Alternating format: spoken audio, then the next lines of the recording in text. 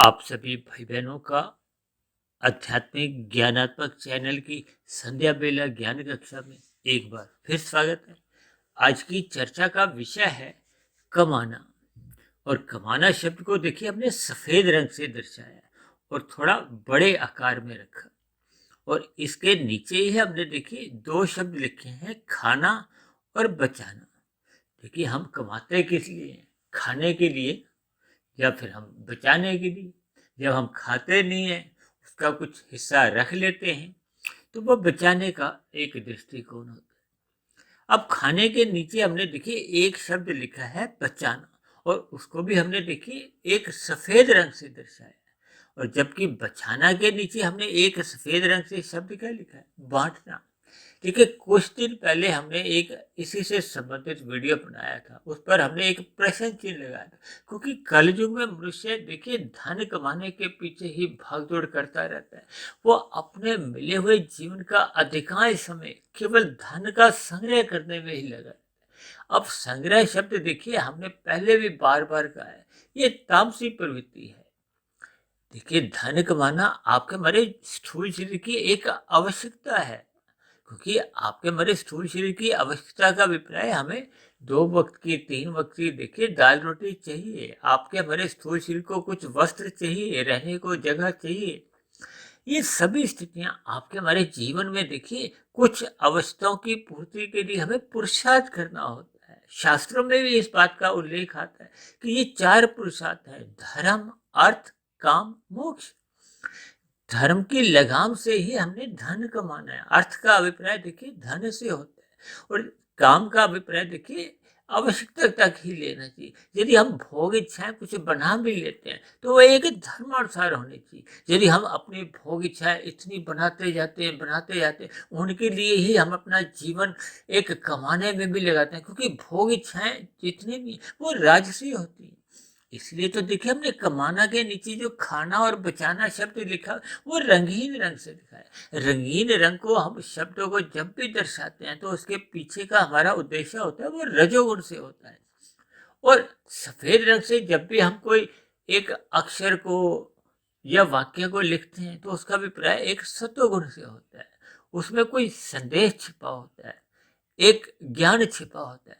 क्योंकि सत्वगुण को तो देखिए ज्ञान से जोड़ा जाता है, रजोगुण को विषय भोगों से भी जोड़ दिया जाता है, संसारी आकर्षणों से भी जोड़ दिया जाता है। क्योंकि भगवान श्री कृष्ण ने गीता में अर्जुन के रथ की जो घोड़ों की लगाम अपने हाथ में रखकर विभिन्न दृष्टिकोणों से देखिए, रजोगुण को कहो, संसार को कहो, या विषय भोगों को एक नियंत्रण में रखने का एक बहुत गहरा संदेश दिया है। अक्सर हम देखिए शास्त्रों की बातों पर एक गहन चिंतन नहीं करते, उस पर शोध नहीं करते। अन्यथा शास्त्रों में देखिए एक एक शब्द बहुत ही नपा तुला और गहरे तल पे कहा गया होता है। उस पर हमें अपना सकारात्मक दृष्टिकोण एक केंद्रित करना होता है। इसीलिए तो हम देखिए बार बार अपने साधारण वीडियो में भी बार बार संदेश देते हैं कि हमें ब्रह्म मुहूर्त में उठना चाहिए, क्योंकि सतोगुण ज्ञान का प्रतीक है। ज्ञान में रहना आपका हमारा स्वभाव है, क्योंकि हम सभी आत्माएं हैं तो स्वाभाविक ही ज्ञान युक्त। ज्ञान स्वरूप आपका हमारा एक निजी गुण है, एक दिव्य गुण है। इस आध्यात्मिक ज्ञानात्मक चैनल पे भी हम देखिए प्रतिदिन ज्ञान की चर्चाएं करते हैं, और ज्ञान कोई नया नहीं है। हम सभी भाई बहनों के भीतर आत्मा में पहले से ही ज्ञान, भले ही परमात्मा की प्रेरणा से हम इस आध्यात्मिक ज्ञानात्मक चैनल पर पिछले लगभग 3.25 वर्षों से देखिए प्रतिदिन ही ब्रह्म मुहूर्त में एक वीडियो प्रसारित करते आए हैं। और ये सभी की सभी बनी हुई वीडियो भगवान, आत्मा, ये दोनों चेतन तत्वों पर या फिर प्रकृति के जो एक नित्य 3 गुण है, तमोगुण, रजोगुण और सतोगुण। अक्सर देखिए कितने ही भाई बहन पिछले लगभग 3-4 वर्षों से एक मेरे पास शिकायत भी करते हैं कि आपकी प्रतिदिन की ही चर्चा इन 3 तत्वों पे ही आधारित होती है। तो मेरा एक ही उत्तर होता है कि जितने भी देखिए शास्त्र हैं, जो हमारे मायातीत महापुरुषों ने लिखे हैं। क्योंकि मूलभूत ज्ञान तो देखिए वेदों का है, वो अपुरुषीय ज्ञान कहलाता है। उस अपुरुषीय ज्ञान को जिसने जितना जितना समझा, और जब मायातीत की स्थिति में देखिए एक मनुष्य पहुंच जाता है, ये प्रकृति के 3 गुणों से उसका ज्ञान एक दूषित नहीं होता। हालांकि मेरी तो देखिए स्वयं की एक स्थिति क्या है, मैं भी आप सभी भाई बहनों के समान एक मायावत हूँ। ये तो मैं शास्त्रों का पिछले 20-25 वर्षों से अध्ययन करते करते, जब पूर्व जन्मों की जो मेरी की गई एक साधना कहो, ज्ञान कहो, या गुरुओं का सत्संग का एक एक आशीर्वाद समझो। क्योंकि हम बार बार इस बात का एक चर्चा करते हैं कि भौतिक उन्नति मरने के साथ ही समाप्त समझी जाती है। भौतिक उन्नति का अभिप्राय क्या है? देखिए वर्तमान जीवन में यदि किसी ने इंजीनियरिंग का कोर्स किया हुआ है, डॉक्टर है, ये सभी एक भौतिक शिक्षाएं हैं। ये मरने के साथ ही देखिए समाप्त समझी जाती है। जबकि आध्यात्मिक उन्नति यानी कि हम अपना शास्त्रों द्वारा जितना भी ज्ञान लेते हैं, यह ज्ञान लेने का अभिप्राय है कि जो आपके हमारे अंतःकरण में, कारण शरीर में जो विषय भोगों का अमर्यादित भोग करने के कारण जो जड़ पदार्थों का जो एक मल है, विक्षेप रूपी एक आवरण है, वो हमारे ज्ञान को ढक देता है। जब जब हम सत्संग करते हैं, ब्रह्म मुहूर्त में शास्त्रों का अध्ययन करते हैं, या अपनी सात्विक दिनचर्या बनाते हैं, या इन सात्विक वीडियो को सुनते हैं, उस पर चिंतन करते हैं, मनन करते हैं, तो ये सभी स्थितियां आपका हमारे जो पहले की अज्ञानता होती है, अंधकार होता है, उसको कमजोर करती हैं। धीरे धीरे वो समाप्त होने लगता है, और आत्मा का प्रकाश जो पहले से ही था, वो फिर एक अपनी मूल स्थिति में आ जाता है। इसका अभिप्राय ये है कि हम सभी भाई बहनों के पास पहले से ही ज्ञान है। उस ज्ञान के ऊपर जो माया के बादल आ चुके हैं, उन बादलों को हमने हटाना होता है। मात्र इतना ही एक ज्ञान का फल है। और जब हम ज्ञान की स्थिति में आ जाते हैं, तो परमात्मा के सम्मुखता सहज ही बनने लगती है। क्योंकि ज्ञान में रहने पर हमें आपको क्या होता है कि हम आनंदमय स्थिति में पहुंचे। ये जो भौतिक पदार्थों का जो एक सुख दुख की जो एक द्वैत स्थिति है, मनुष्य देखिए प्रकृति के विषय भोगों को भोगने में ही सुख मानता है। अगर इनमें देखिए सुख होता तो सुख नित्य बना रहना। ये सुख घटायमान है। घटायमान से बाद एक ऐसी स्थिति आती है कि उस सुख विशेष से ही देखिए दुख की उत्पत्ति होती है, दुख का जन्म होता है। कितनी बार हम देखिए ये उदाहरण देते हैं ना, आप एक रसगुल्ला खाओ, सुख होता है, दूसरा में कम सुख, तीसरे में और कम, अब चौथा पांचवा खाने की इच्छा ही नहीं होती। क्यों? क्योंकि खाने पे फिर आपको हमें एक दुख की प्रतीति होती है, आपको हमें हजम नहीं हो पाता। इसलिए तो मैंने देखिए कमाना शब्द के नीचे जो 2 राजसी शब्द हैं, खाना और बचाना, क्योंकि पदार्थों को या तो हम देखिए खा सकते हैं, या हम बांट सकते हैं। जबकि बचाना के नीचे मैंने एक शब्द क्या लिखा है? बांटना। देखिए ये जो मैंने बचाना और बांटना शब्द लिखा है, इसको आप जैसे भगवान श्री कृष्ण ने घोड़ों की लगाम का एक नियंत्रण रखा है ना, इसलिए मैंने खाना और बचाना, ये राशि घोड़े हैं, आपके हमारे एक भोग विषय है। इन पर लगाम कसने के लिए एक लगाम क्या है? ये सत्वगुण। सत्वगुण क्या है? सफेद रंग। इसलिए तो मैंने खाने को देखिए पचाना शब्द से एक लगाम शब्द से इस प्रकार समझा है कि इसका हमें भावार्थ समझना चाहिए। देखिए हम जितने भी प्रतिदिन चर्चाएं करते हैं, उनके हमें भावार्थ समझने होते हैं। किस परिवेश में हम किस शब्द का इस्तेमाल करते हैं, उस शब्द विशेष के पीछे क्या ज्ञान छिपा होता है, ये ज्ञान देखिए हम सदा ही सात्विक स्थिति में ले पाते हैं। इसीलिए तो हम देखिए इन ज्ञान की स्थितियों को सदा ही सफेद रंग से दर्शाते हैं, ताकि हम उस पर विचार करें, चिंतन करें। अब देखिए मनुष्य यदि खाने पीने पे कोई विचार नहीं करता, यानी कि वो खाना पीना यदि उसका पचता नहीं है, देखिए हम ब्याह शादियों में जाते हैं, देखिए ये सभी बातें अक्सर छोटे स्तर पर मनुष्य इन पर कोई एक विशेष महत्व देता नहीं। क्योंकि जीवन में हम जिन जिन बातों को अधिक महत्व देते हैं, फिर उन उन बातों का हमें ज्ञान आने लगता है, उनका हमें एक सही सही यथार्थ ज्ञान जब समझ में आ जाता है, तो फिर हम उस स्थिति विशेष से, बुराई से हम बचते हैं। अब देखिए खाने में तो कोई बुराई नहीं है, मैं भी खाना खाता हूँ, आपको भी खाना खाना, अन्यथा ये आपका मतलब स्थूल शरीर का एक जो एक निर्वाह है, जो एक स्वस्थता, वो बनी नहीं रहेगी। खाना आपके हमारे स्थूल शरीर की आवश्यकता है, लेकिन हमें क्या खाना है? गीता में तो इसका भी उल्लेख आता है कि हमें सात्विक भोजन खाना चाहिए। राजसी भोजन आपका हमारा ये जो तला भुना भोजन होता है, गरिष्ठ भोजन होता है, वसायुक्त होता है, ये आपके हमारे शरीर में रोग उत्पन्न करता है। और तामसी पदार्थों से तो शास्त्रों में ही कहा गया है कि इनसे हमने संबंध नहीं रखना। ये जो आज मनुष्य मांसाहार भोजन का सेवन करता है, हालांकि मांसाहार भोजन का सेवन एक तामसी भोजन भी है, निषेध कर्म भी है, पाप कर्म भी माना जाता है। अब मनुष्य देखिए शराब का सेवन करता है, मादक पदार्थों का, नशे के पदार्थ लेने लगा, सिगरेट पीता है, विभिन्न प्रकार के देखिए ये तामसी पदार्थों को मुंह में चबाता रहता है, इधर उधर थूकता हुआ गंदगी भी फैलाता है, अचेत की स्थिति में रहता है, क्योंकि तामसी पदार्थ आपको में एक अचेत की स्थिति में ले आते हैं। अचेत होने का अभिप्राय क्या है कि आपका मेरा बुद्धि का स्तर नीचे गिर जाता है। नीचे गिरना क्या है कि जब मनुष्य को देखिए सात्विक बुद्धि में रहने पे ही उसको ज्ञान की एक प्राप्ति होती है। राजसी बुद्धि तो देखिए धुंधली होती है, धुंध में आपको हमें ज्ञान नहीं होता, धुंध में हमें अधिक दूरी का ज्ञान नहीं होता, उसको अभिप्राय है। जैसे धुंध में हम गाड़ी चलाते हैं तो अधिक दूरी का हमें नजर नहीं आता, इसलिए तो राजसी मनुष्य देखिए अपने मिले हुए जीवन में अपनी तरफ से तो सोचता है वो पुण्य कर्म कर रहा है, पाप कर्म नहीं कर रहा, लेकिन उसके कर्माशय में दिन प्रतिदिन कितने ही पाप कर्म होते हैं, क्योंकि उसकी बुद्धि धुंधली है। धुंधली में हमें सही सही ज्ञान होता नहीं है। जैसे आपके हमारे कमरे में देखिए 10 वाट का बल्ब लगा है, 1 वाट के बल्ब लगे हैं, तो फिर थोड़ी एक स्पष्ट स्थिति नहीं होती।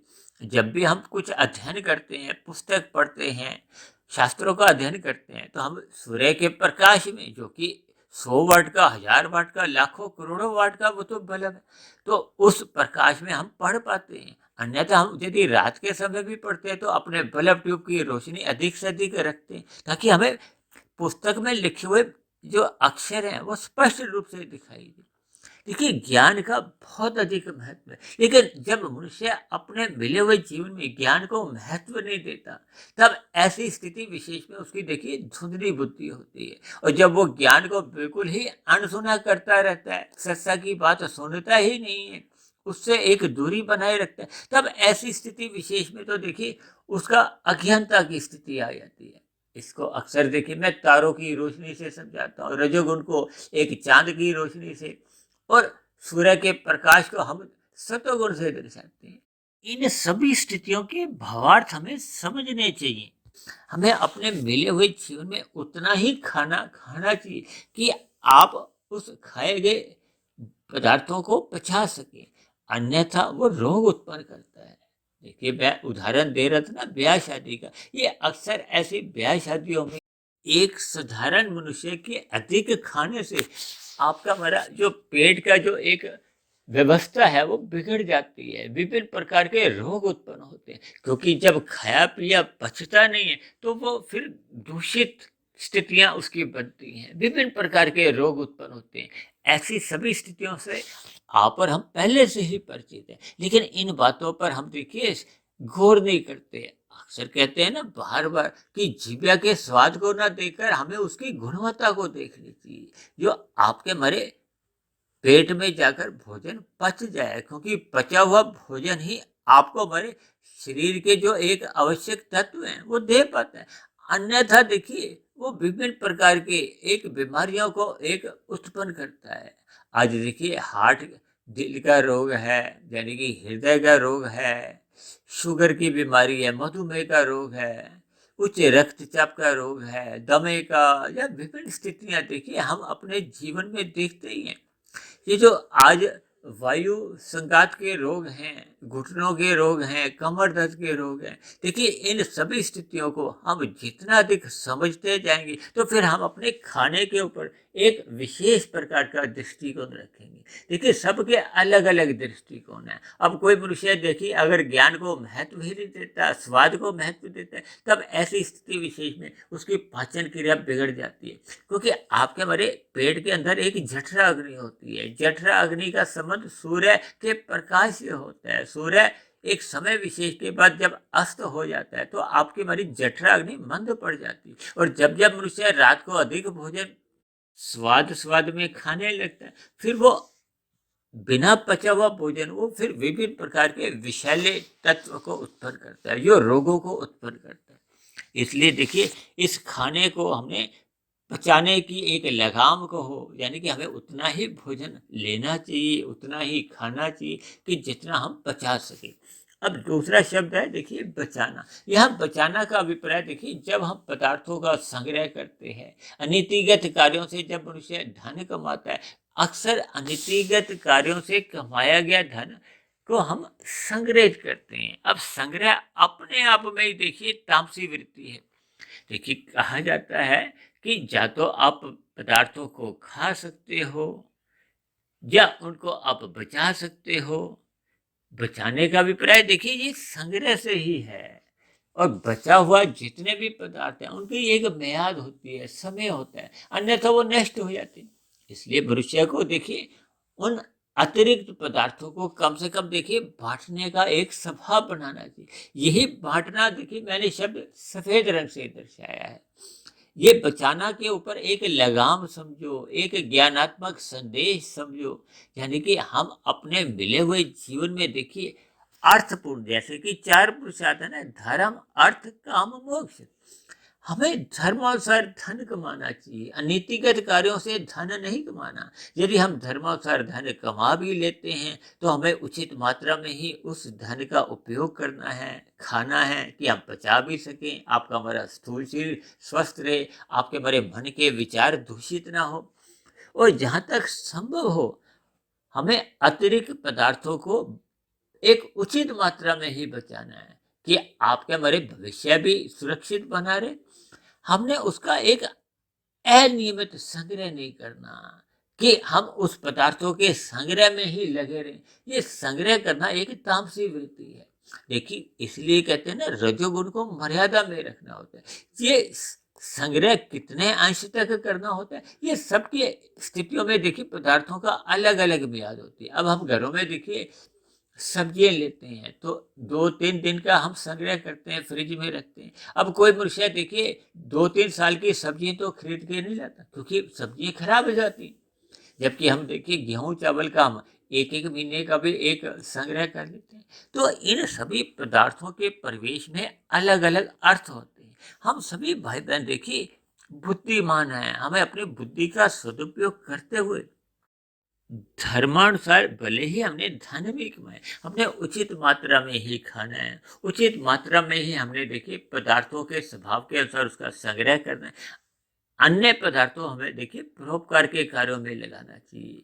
निर्बल मनुष्यों के लिए हमें भंडारे करने चाहिए, उनको देखिए अन्न वस्त्र का एक दान देना चाहिए। हमें धर्म के प्रचार के लिए धन लगाना चाहिए, अपना समय भी लगाना चाहिए। हमने प्रकृति के जो अन्य पशु पक्षी हैं, जहाँ तक संभव हो सके हमें देखिए परोपकार के कार्यों में अपने धन को कहो, पदार्थों को हमें बांटना चाहिए। ये परोपकार के कार्य करने मात्र से आपके हमारी सात्विक स्थिति मजबूत होने लगती है। सात्विक स्थिति मजबूत होने का अभिप्राय कि आपका हमारा कारण शरीर में शुभ संस्कार बनने लगते हैं। देखिए, शुभ संस्कार जितने जितने अंश में बढ़ते जाते हैं तो आपका हमारा स्वभाव सुधरता जाता है। फिर सुधरा हुआ स्वभाव ही आपके हमारे मन बुद्धि में अच्छे अच्छे विचार लाता है। अच्छे अच्छे विचार लाने से ही फिर आपके हमारे स्थूल शरीर के स्तर पर शुभ कार्य होते हैं, मनुष्य पाप कर्मों से बचा रहता है। देखिए, सभी कड़ियाँ एक दूसरे से जुड़ी हुई हैं। ये स्थूल शरीर के अंदर जो सूक्ष्म शरीर है, यानी कि मन बुद्धि की स्थितियाँ, और फिर कारण शरीर की जो पहले की स्थितियां बनी हुई हैं, जैसे जैसे संस्कार हम पिछले जन्मों के लेके आते हैं, अब वर्तमान मिले हुए जीवन में भी हमने जैसा जैसा संग किया था उसका रंग एक संस्कार रूप में, स्वभाव रूप में आपके हमारे अंतःकरण में बढ़ता जाता है। देखिए, इन सभी बातों पर हम अक्सर चर्चाएं करते आए हैं, क्योंकि हमारी चर्चाएं देखिए भगवान आत्मा ये चेतन तत्वों पे भी होती है, और प्रकृति के 3 गुण तमोगुण, रजोगुण, सतोगुण, जिनको शास्त्रों में ही बार बार कहा गया है। तमोगुण से 10 गुना अच्छा रजोगुण है, रजोगुण से 10 गुना अच्छा सतोगुण, जिसको मैं अंकों के आधार पर तमोगुण को 1, रजोगुण को 10 और सतोगुण को 100 इसीलिए समझाता हूँ। जैसे हम देखिए 1 के सिक्के की तुलना में 10 के सिक्के को महत्व देते हैं, 10 के सिक्के से अधिक महत्व हम 100 के नोट को देते हैं, और 100 से नोट से भी अधिक महत्व हम किसको देते हैं? 1000 के नोट को, 2000 के नोट को, 500 के नोट। यानी कि इस भावार्थ में हमें समझना होगा, अपने मिले हुए जीवन के उद्देश्य को समझना होगा। हमें विशुद्ध सत्वगुणी सत्ता भगवान से जुड़ना होगा। भगवान से जुड़ने के लिए हमें आपको अपनी सात्विक स्थिति मजबूत करनी होगी। हमें तमोगुण का संग, जो एक दूषित संग है, मोहनात्मक स्थितियों से बचना होगा, पाप कर्मों से बचना होगा। ये स्थितियां तभी बनती हैं जब आपका हमारा रजोगुण मर्यादा में रहता है, खाना पीना एक मर्यादा में रहता है, बचाना एक उचित मात्रा तक ही होता है। ये सभी स्थितियां जब आपके हमारे जीवन में एक सकारात्मक रूप से घटने लगती हैं, बनने लगती हैं, तो सहज ही श्रद्धापूर्वक सत्संग होने लगता है, मनुष्य ब्रह्म मुहूर्त में उठने लगता है। कुल मिलाकर उसके जीवन की एक सकारात्मक दिशा बनने लगती है, जीवन सफलता की ओर जाने लगता है। और मिला हुआ जीवन सफलता की ओर जाने का अभिप्राय क्या है कि आपका मेरा मिला हुआ जीवन सार्थक होने लगता है। सार्थक होने पे फिर मनुष्य मरने के बाद अधोगति की स्थितियों से भी बच जाते हैं।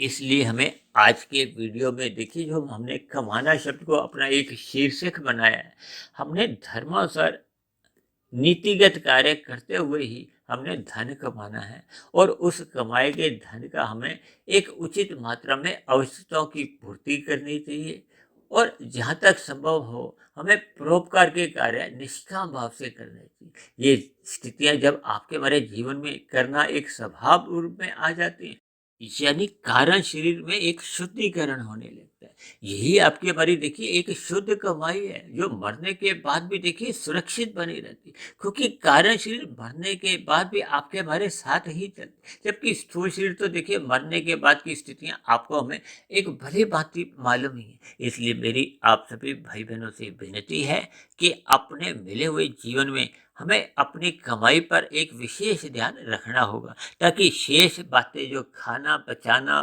बचाना और बांटना की स्थितियों का भी हमें आपको बोध बना रहे। तो आज की चर्चा विशेष को अब हम यहीं विश्राम देते हैं। यदि बनी हुई वीडियो आपको प्रेरणादायक लगती हो, ज्ञानात्मक लगती हो, आपके जीवन में सुधार आने लगा हो, तो मेरी आप सभी भाई बहनों से विनती है कि ऐसी सात्विक वीडियो को आप अधिक से अधिक भाई बहनों में शेयर करें, ताकि समाज में एक सतोगुणी वातावरण का विस्तार हो। उस सतोगुणी वातावरण में हम सभी भाई बहनों का जीवन सुखमय बीते, परमात्मा में सदा प्रीति बनी रहे। तो इन्हीं शब्दों के साथ अब चर्चा विशेष को यहीं विश्राम देते हैं। कल सुबह फिर मिलते हैं ब्रह्म मुहूर्त उपदेश कक्षा में। तब तक आप अपने आध्यात्मिक मित्र सुधीर भाटिया फकीर को इजाजत दें। आप सभी भाई बहनों को बहुत बहुत शुभ रात्रि, और ब्रह्म मुहूर्त में उठने के लिए मेरी ओर से आप सभी भाई बहनों को बहुत बहुत शुभकामनाएं।